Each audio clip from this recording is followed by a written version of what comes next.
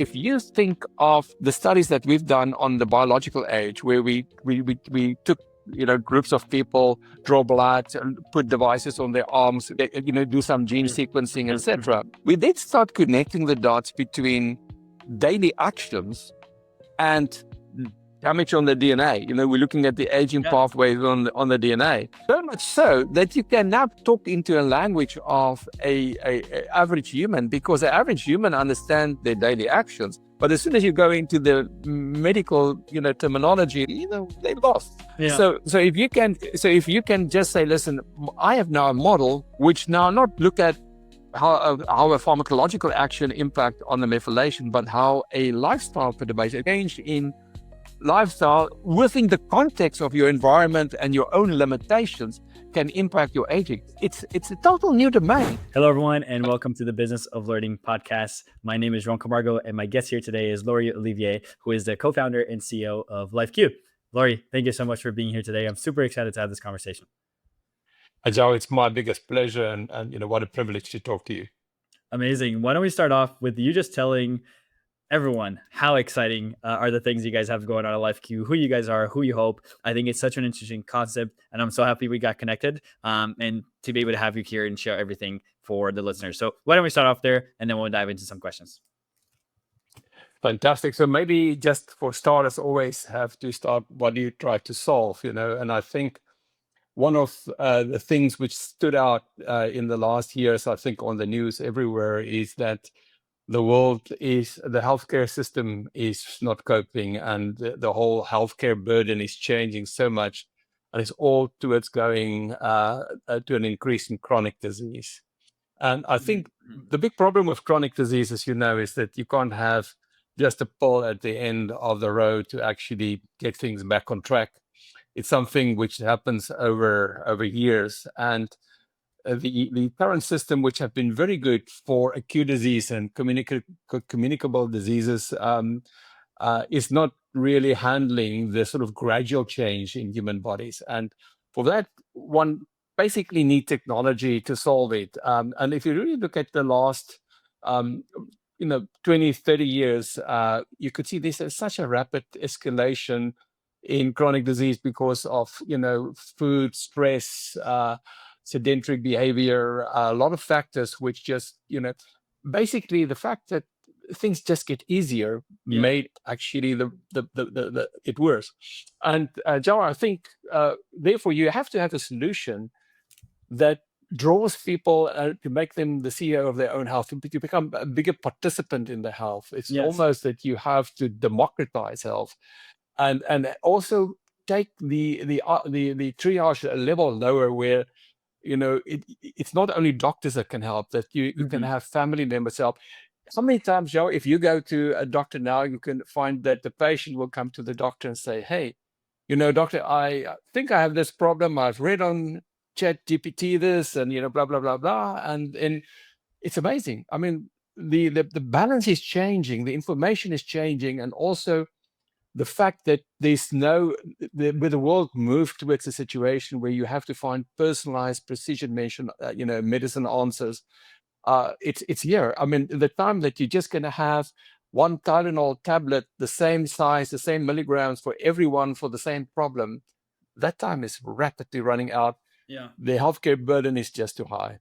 And LifeQ actually developed a technology whereby which basically is systems biology companies, biochemistry, if you like. We do modeling of human physiology, allowing it to be fed in real time with signals from the body. And that's, of course, very important, that you have to do it in the stride. It has to be ambulatory.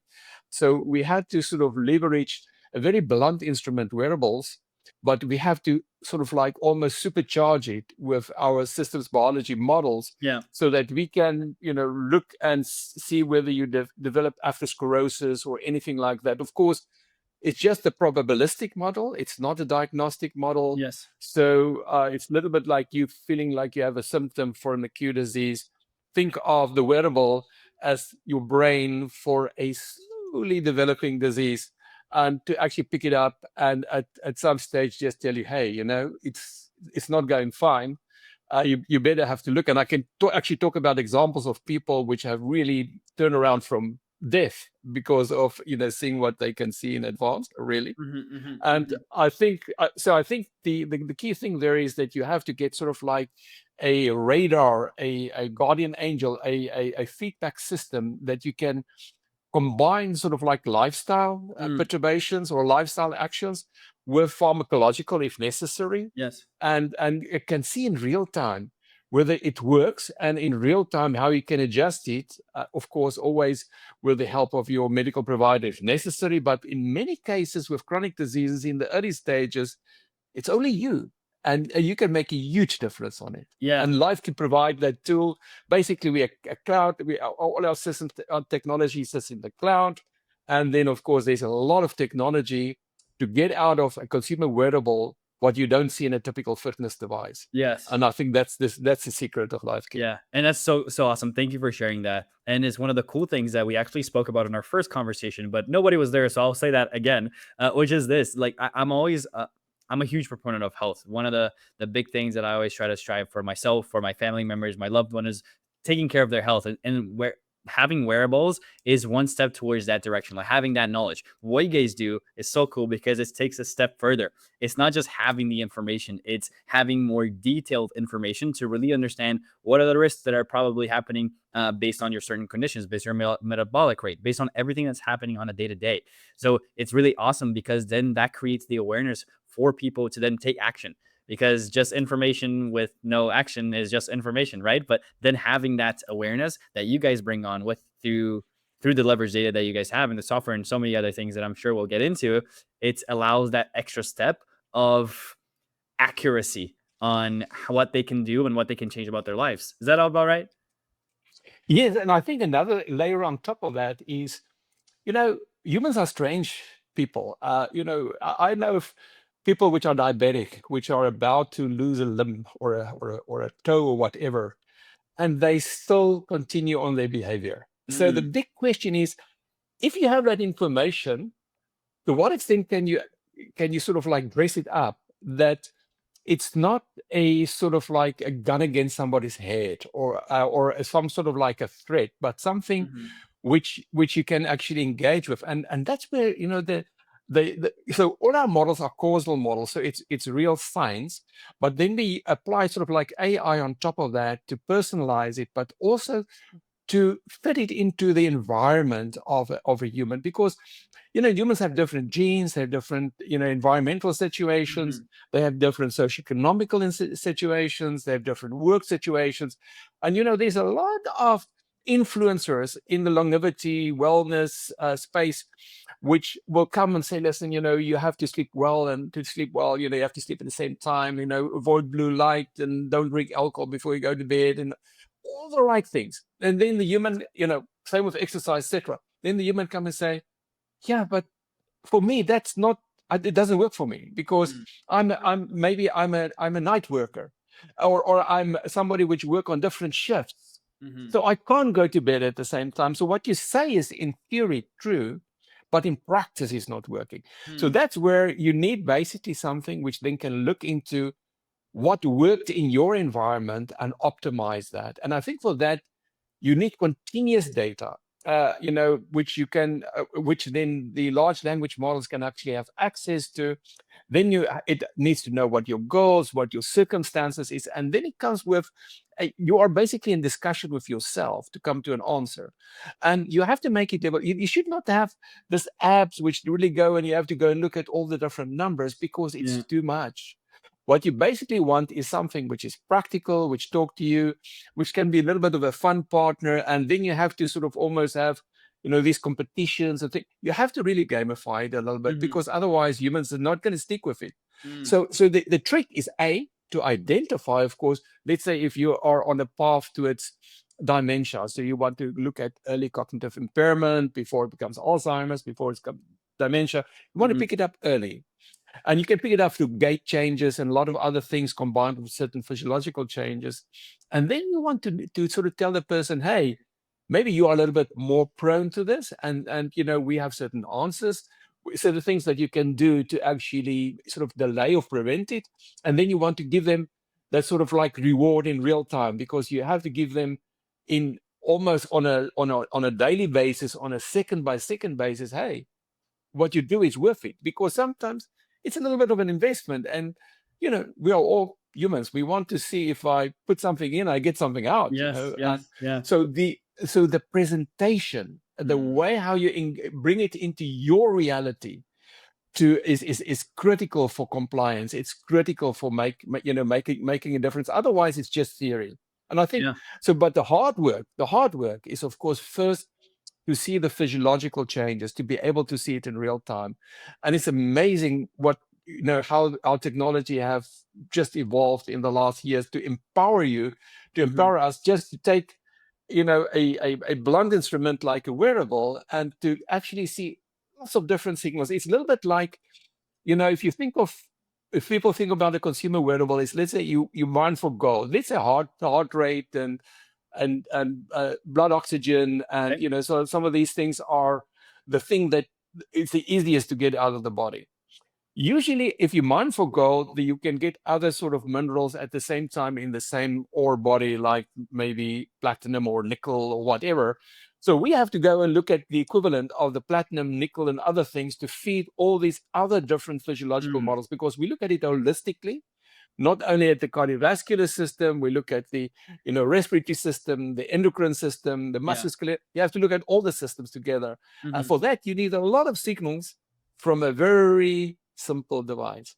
And I mhm, think, therefore, you have to be so much more smarter, because some of those signals are very faint, mhm, and they are not very strong. And then sometimes you have to combine things, so that you at least that the signal to noise ratio in terms of what you say is worthwhile. Because if it's one thing which will mhm, make a mhm. technology like this is not working, is a lot of false warnings, Yeah, false positives. yeah. You have to be in it. So it's all about getting people to really embrace it. Mhm, And how do you do that after you have done the very hard work of getting that biometrics out and getting all the technology to sort of look at the possibility of different, sleep disorders, or respiratory disorders, or cardiovascular issues and things like that. And on cardiovascular, for instance, you cannot only look at rhythmicity, which most of the wearables do, look at sort of like beat-to-beat intervals, yeah. heart rate variability, and these things. You have to look at the morphology as well, because Mm, sometimes, hypertension, and particularly if you move towards diabetes, it's sort of your peripheral vessel resistance and things like that becomes very important. So you have to look at, for instance, the pulse waveform, analyze a lot mhm. around that, your heart, your contractility, things like that.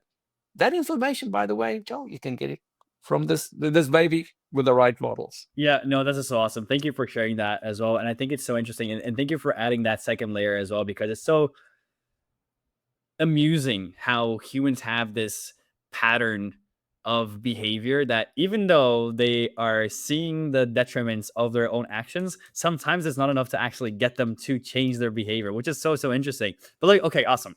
Let's say someone was listening in here, Laurie, and they're hearing this conversation, they're hearing all these amazing things you're saying. They're like, wow, this sounds phenomenal. It also sounds like the best like hidden secret of these wearables and what you guys can do. So tell me a little bit as well on some of the challenges in keeping the company growing, but also creating the awareness for people that and companies that this exists. This is something that can help them. This is something that um, is available for them to achieve all these amazing and phenomenal health goals that they can have. What are some of the challenges in keeping the company growing there? Wow. Yeah, of course. I mean, for us, apart from getting people to sort of attach and stay with it, the other challenge is, of course, distribution. How do you get it out in the world? Particularly because sometimes a technology like this could be seen as sort of competing against medicine, and it's actually it's not it's not an or, it's an and. It's sort of Yes. like a complementary Mhm. technology. So Yeah. so a big part of that initially was, do we have to have our own device? Should we integrate into current devices? What are the challenges? And here's something to give you an idea. It's something like, sometimes to put a round peg in a square hole, or a square peg in a round hole, whatever you want to call it, Yeah. is a typical consumer offering. Do not is not continuously connected to the cloud. When you have a Apple device or a Fitbit, whatever, Garmin, typically when you open the device, it syncs, and sometimes, maybe one or twice during the day, there might be a syncing action or whatever. In our case, because we build real-time physiology, and real-time physiology is sort of like circular systems which happens in your body. The device have to be constantly connected, and Mhm. so typically it's connected through the Bluetooth or the phone to the cloud. But the Bluetooth is not actually allowing you to dominate one app to dominate those Bluetooth doors.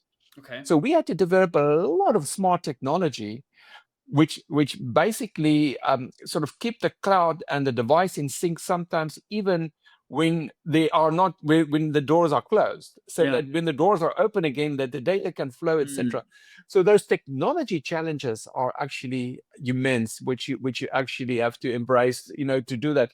Even though we're a health company, I mean, biology is our core expertise, but we have Yeah. to become super hardware people, super sort of like data transportation, super cloud people, the modeling people. It's so that's a real question. If you ask me what was the most difficult thing, so you have to take in the same room the data scientists, the engineers, the biologists, the Yeah. medical people, and all in the same room. And then you have to find, where do we get the compromise? So give you an example. If you now want to, let's say, inform on your heart valves, so now you need a certain pressure signal, a certain blood flow signal from the body. Yeah. Now you have to go and talk to the engineers. Say, listen, hey, from that LED reflection, what information can we potentially glean that can give you an indication of the blood pressure wave?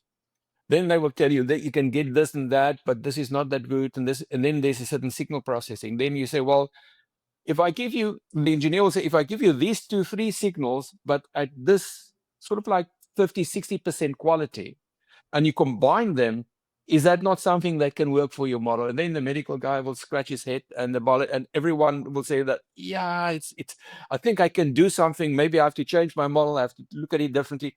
So everyone is crumbing together. It's not like a consumer device where you say, Mhm. what signals do I have and what can I do with it? It's more, what do I want to do and what do I need to do? Mhm. What I want to Mhm. do. It's Mhm. it's totally putting that model totally in reverse. Yeah. And then what you find, where the practical thing then comes, is, well, can I do it economically? Because now, if I create a model in the cloud, think of AI, how Mm. sort of like processing intensive it is. So now you have to say, it doesn't help that Mm. I have these few things, and then I get to the cloud and become so expensive that it's become unaffordable in doing all the calculations. And so it is a very fine balance of a lot of Yeah. things, and that's where big companies struggle. And we have actually integrated into devices of quite a lot of the leading brands. And you can go onto our website and look at it, and from very high end, like Mont Blanc, Hublot, even Tech Wear, Fossil, Xiaomi, whatever, Samsung, a wide variety of devices that we've actually worked with. But the challenge in the end, we have found, is Mm. once we've integrated our sensing super package, Sure. is certainly to make sure that these operating system, that devices can stay connected to the cloud. That's so interesting because, like, me hearing it, and of course from the previous conversation that we had, it's so amazing to see the capabilities that it has, right? The amazing things that it can achieve. Do you find that in those conversations, when possibly having new opportunities for a new company to partner with, whatever it might be, that sometimes can be such an overload of information and overwhelm that it can kind of create hesitancy on their side to adapt something like what you guys have, and of course create that opportunity and revenue for the business, but now new opportunities keep growing? Do you find that to be the case as well? Yeah, that's definitely the case. I mean, what we do is so revolutionary, and that's always a problem if you do something fairly revolutionary. Yeah. It is really, people will always ask you, if you work with a B2B2C model and you have a business in the middle, and say, have this been proven before? And what can you show to me to show that my outcomes will actually be new? So if you think of some of the bees that we work with, so we work with life insurance companies, telehealth companies, health coaching companies, B2C companies, and all of them have different sort of like, desires, what they want to achieve with the Yes. technology, along with, of course, the customer or the employee or whatever stakeholder to be healthy, because, that has to be part of the equation. Mhm. So then, there's always another struggle. Immediately they think of this as a replacement of the medical device. And then they ask, Mm. do you have certification, etc.? And then you have to explain to them, no,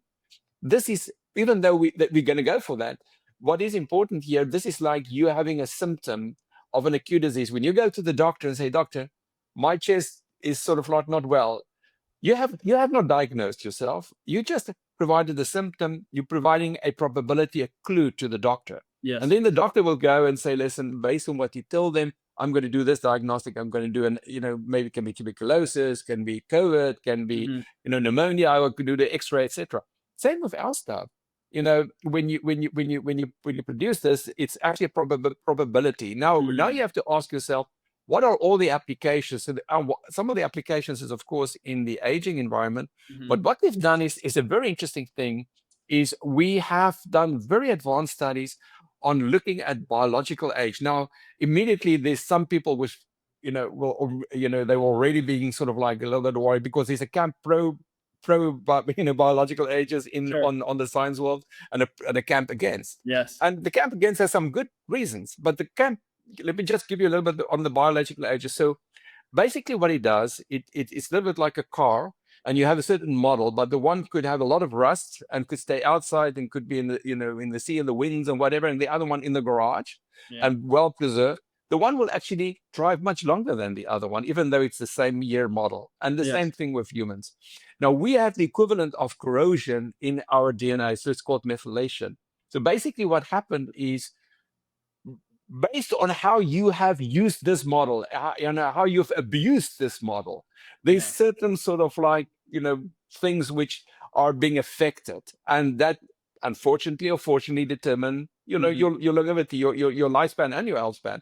Now, for some people with certain genetic environments, it can take more abuse. You think of, if you have a Ford Mhm. hard body truck versus a very small car, you Yeah. drive through a rough terrain. Of course, let me just get rid of this. Sorry. Um,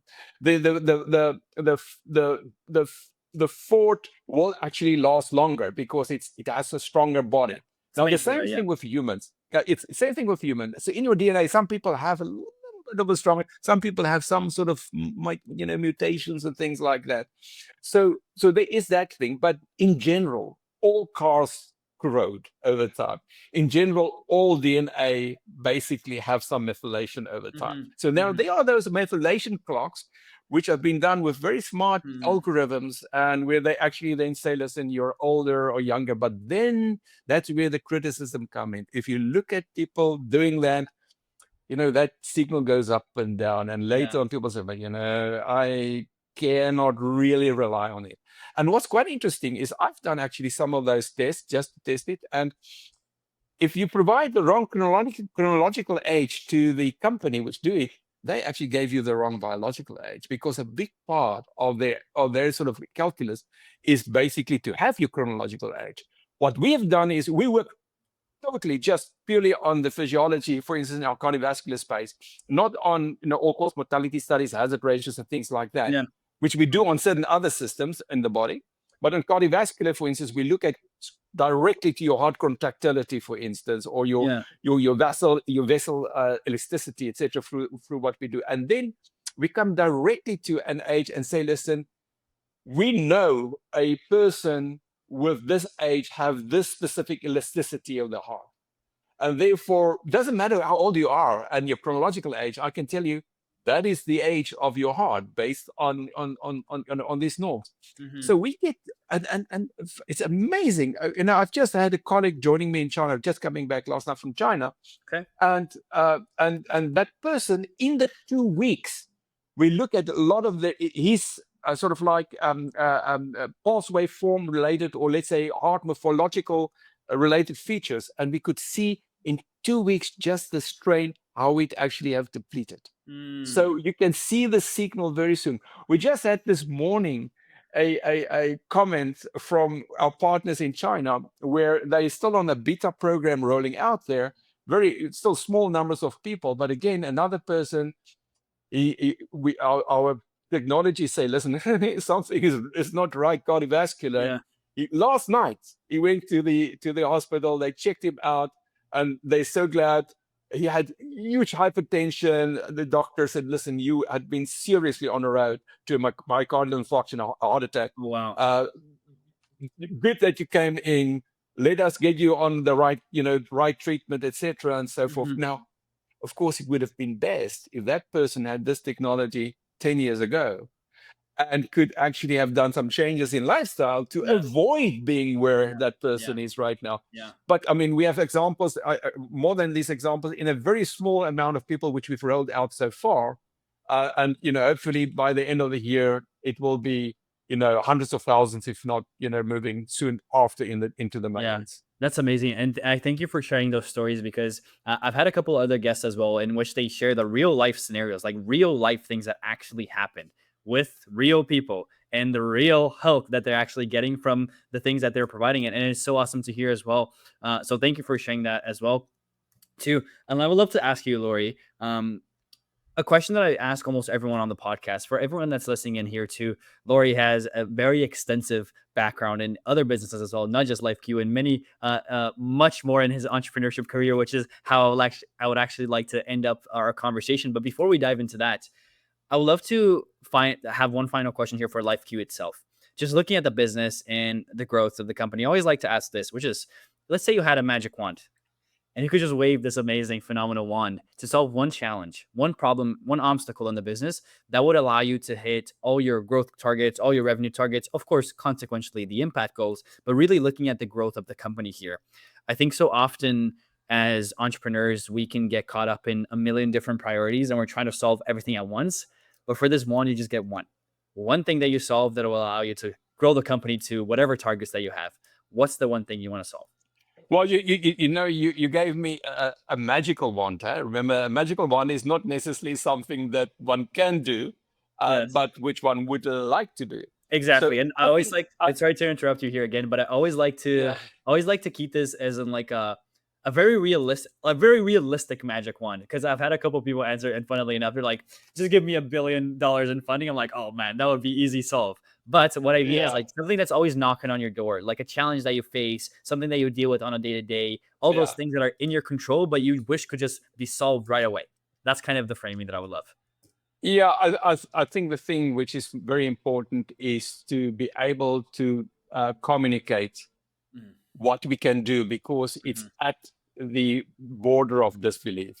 mm, And if you really think of it, if you go into the investor world and if you go into the business world, where if there has been so many false starts on small, device yeah, mhm, companies which say I can do this, I can do that, like, that there's a that almost when you move into the market with the offering and into the investor world with the offering, mhm, that they first had that it's not you coming from zero, you come from below zero in that process. yeah. And I think that is very important for us to be able to solve that. And of course, you have to have examples. You have to have. It's one of those things. What's first, the chicken or the egg? The Yes. more Yeah. the more you make progress, the more you can show to you. Well, this is the outcomes, and the more the belief will be to actually fuel the progress. So it's Mhm. really that is really the key thing. I think if you talk about the people side, Joe, you know, the humans are wonderful. I mean, and the technology is wonderful. I I really don't see the problem in the practical building of the solution and so forth. Uh-huh. It is more in the embracement of the solution, Hmm. and then, as I told you before, in almost to how you actually manage with human behavior, how you Mhm, actually mhm. cross that sort of like burden with human behavior. I think that Mm. is a very important component. Yeah. No, that's so interesting. Thank you for sharing that as well. It's almost like they hear and it's like, oh, this is a little sounds too good to be true. So like having to educate them and demonstrate the true value for them in a very direct way. No little fluff like here's all the amazing like no, here's the direct thing that we're gonna be able to give you to you. And also just educating them on everything that comes through. That's kind of what it sounds like to me as well. Absolutely. So the education component, the kind of call it the soft component Yes, of our exactly. offering Good way of doing it. Yeah.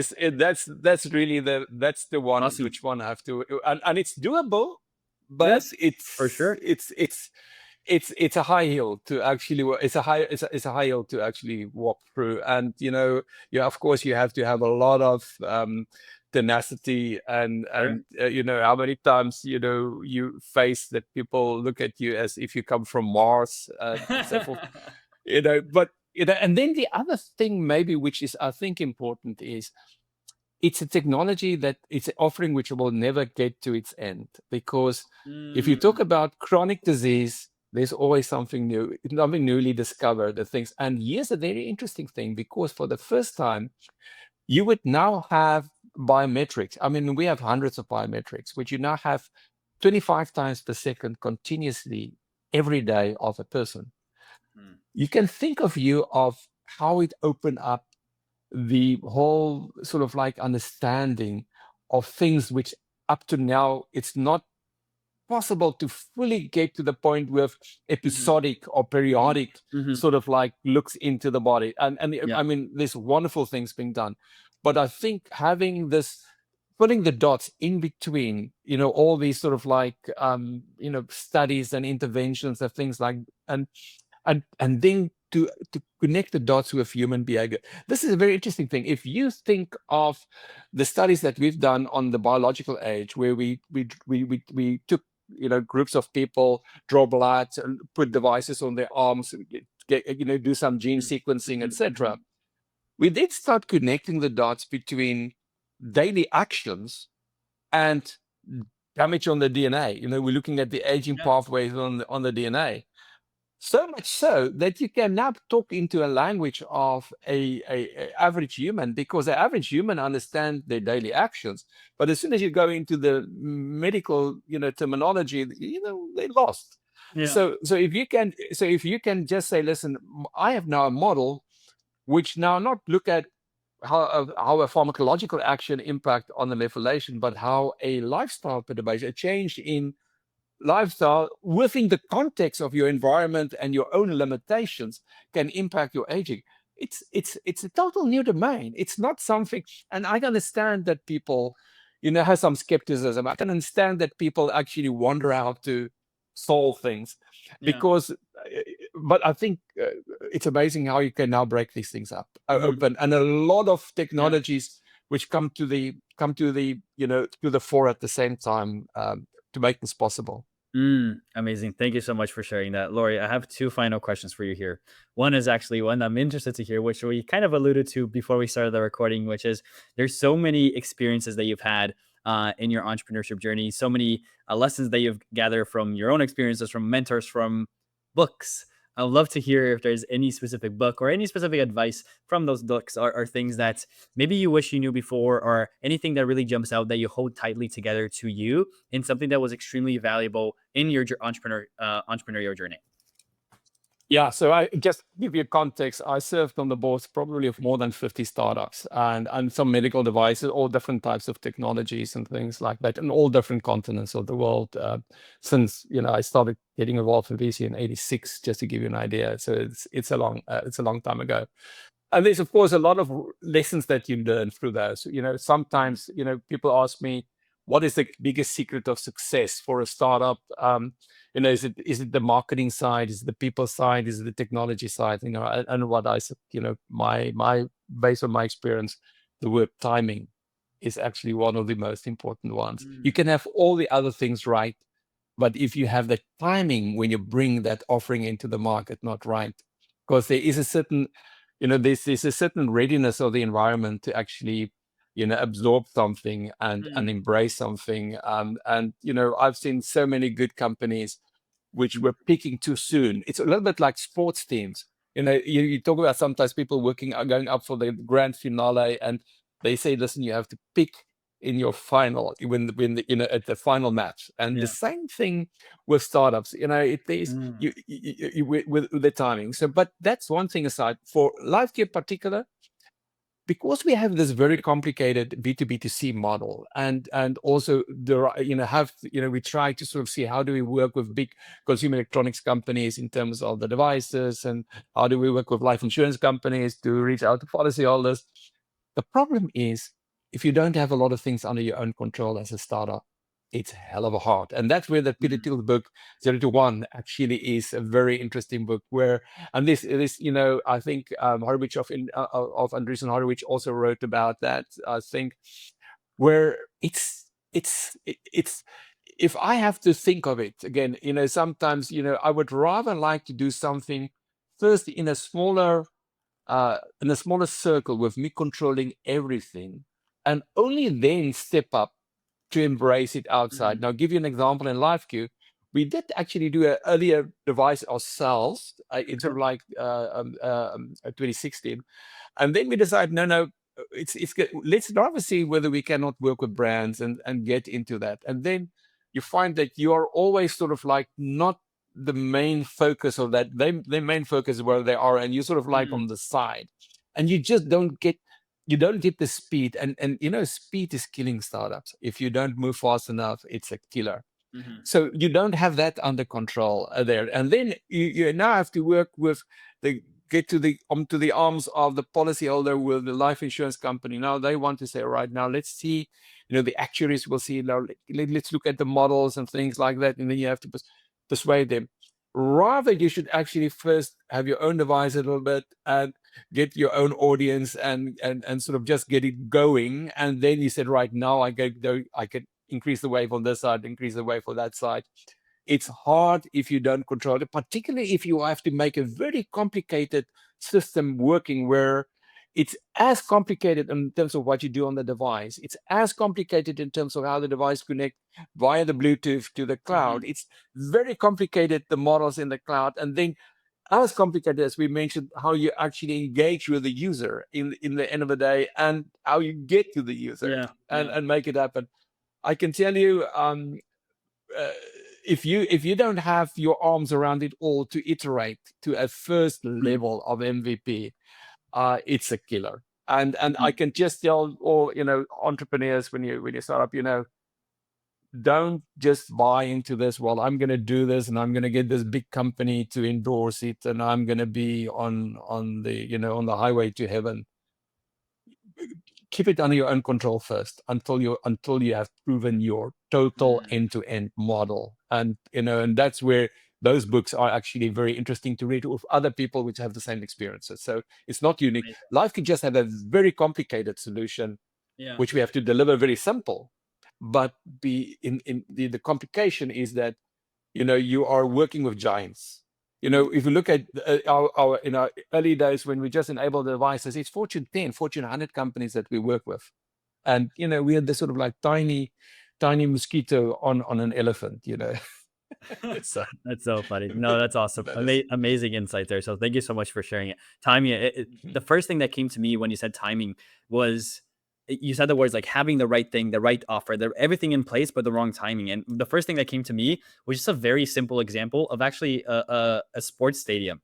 If you're a hot dog stand, for example, you have the best hot dog, the best price, everything else, but then you go in the morning instead of a nighttime when that's the game time, the timing isn't correct. So you can have everything set up right, but it just doesn't really fit. So that's really interesting. Thank you for sharing that as well. Yeah. And my final question here for you, Laurie, final question, which is actually not a question from me. It's a question from our last guest to you, and they had no idea who you were. So here's the question. You ready for it? All right. It is. At what point in your entrepreneurship journey did you almost give up? And what was it that caused you to keep moving forward? Well, it's for me, one of my personal attributes is I'm a very tenacious person, whatever. So I think sometimes I should have given up at certain times, and when every logical person would say, listen, it's enough, yes, let's go on to the next point. Fortunately or unfortunately, I'm wired differently, but there are times where I just feel, you can ask when you feel much, really sort of tired, or whether you say, take a deep breath. When we had at the time of COVID, when COVID hit, we were about to get financing from a prominent company in Korea. And we were building up ready to go to the market with the solution where we are today. But, that was now 5 years ago, and build up the company on an agreement of the financing to come. And, I recall landing in Korea on the 20th of January, 2020. And I think if you go into the books, you will see, I think that was the day when the first COVID virus was sort of like seen there, etc. Wow. By today, we would have signed, I think, the 24th, all the agreements. And on the 23rd, I'm out. I have a huge, number of employees. I had something like 5 weeks of runway in the bank. And I had to lay off basically 2/3, a little bit more, 80% of my company in 3 weeks. Wow. That's tough. Yeah. And so you could argue that I feel I want to give up. No, I just sort of doubled down and went in. But so I know I circumvented a little bit the question, because truly I'm not a person that That's gives up. amazing. No, that's awesome. That's awesome. One of your characters. But that was certainly just, that was a push, which Yeah. you had to sort of like overcome. And we're still alive and we still push forward. Who knows what the future will hold? There will be more challenges coming, and it's not easy. As I told you, the biggest thing is that this technology is actually a technology for maybe the next 5-10 years to mature. How do you keep all things on the road during that process, while building it up, while motivating your employees, getting into the market? But good things doesn't come easy. And I mean, if it's easy, well, somebody else would have done it, I guess. Yeah, 100%. Ladies and gentlemen, Laurie, Olivier, thank you so much for your time. This has been so incredible. Where should people go if they want to learn a little bit more about you, Laurie, or of course also a little bit more about LifeQ? Well, always lifeq.com, LIFEQ.com is our website. And, if you just go online and just put in my name, it will come up anywhere. And it's Laurie, Laurie, Olivier. So easy to find me, at the website or online, anywhere. I will leave all of Laurie's links down below here if you want to check it out. And if you enjoyed listening to this conversation, you want to hear more conversations like this, please hit the subscribe button. We're always welcoming many, many amazing guests, just such as Laurie, with amazing insights, so many experiences that are very, very valuable for anyone in business. So please hit the subscribe button, and I will see you on the next episode. Laurie, thank you so much again for your time. Thank you. Thank you, Joe. Take good care.